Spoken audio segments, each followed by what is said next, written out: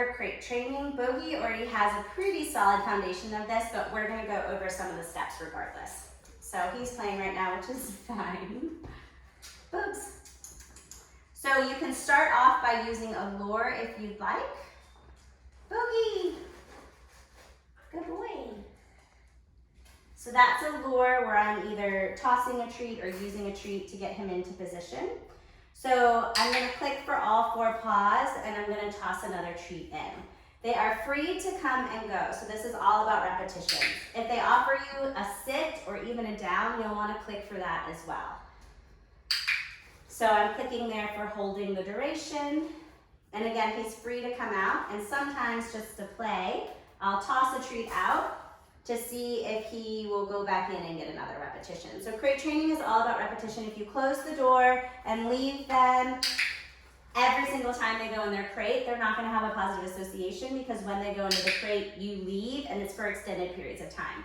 So really fun way to actually play with them and work with them in an easy way. You could set this up by your TV in your living room and just toss treats in there. You can even close the door. This is a fun one that I like to do a lot, and make it really exciting by putting all different fun stuff in there. And then opening the door, and they should usually go flying in because they're really interested in what's happening with the crate. So once your dog is freely going in and out of the crate, and again, I like to shape this. So meaning I'm not telling him to go to his bed, I'm not using a word, I'm just letting him go in and out, and I'm using the clicker to mark what I like and then following it up with a cookie.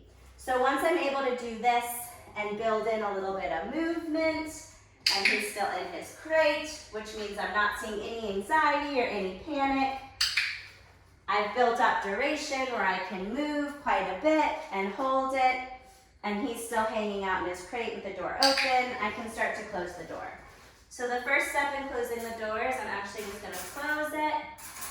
Some of you might not even wanna latch it at first, and then you open it right back up again, and I even give a cookie right when I open it, just to consistently reinforce that being in there is a good thing. Good boy. And you'll see that even with the door open, he chooses to stay.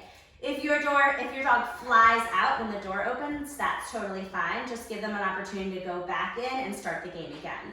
So I like to wait until my dog goes back in, and that's kind of a consent to begin another set of repetitions. So Bogey went and played, that's totally fine.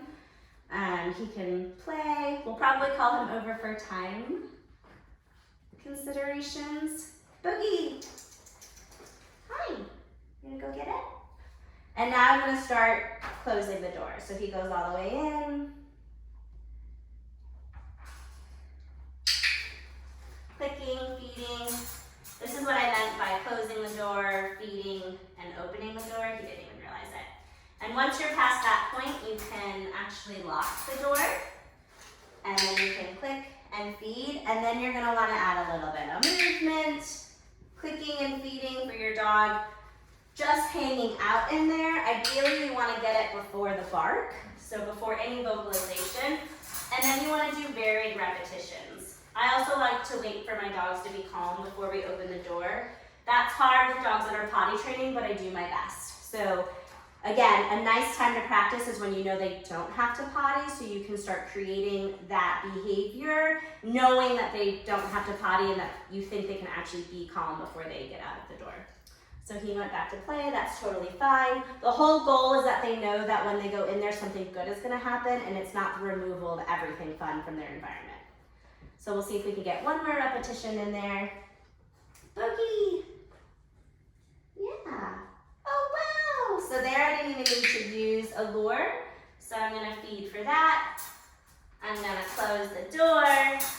And here I can start to build duration. So you can use the timer on your phone, you can use just count in your head, but I like to condition this door open, door closed. And again, if you're struggling, then that's something that we can work on one-on-one, but you want to get it before the vocalization. If they start to vocalize and it's just normal puppy vocalization, try to wait until they're not barking anymore, not barking, not whining, not clamoring at the gate, and then you can click and go let your puppy out. but ideally we're always setting them up for success so that they're coming out when they're quiet, especially when we're working in repetitions such as this. So I'm gonna open up the door. I'm gonna feed him here just to give him a little bit of pause. And again, he's free to come out. And those are your beginning steps of crate training.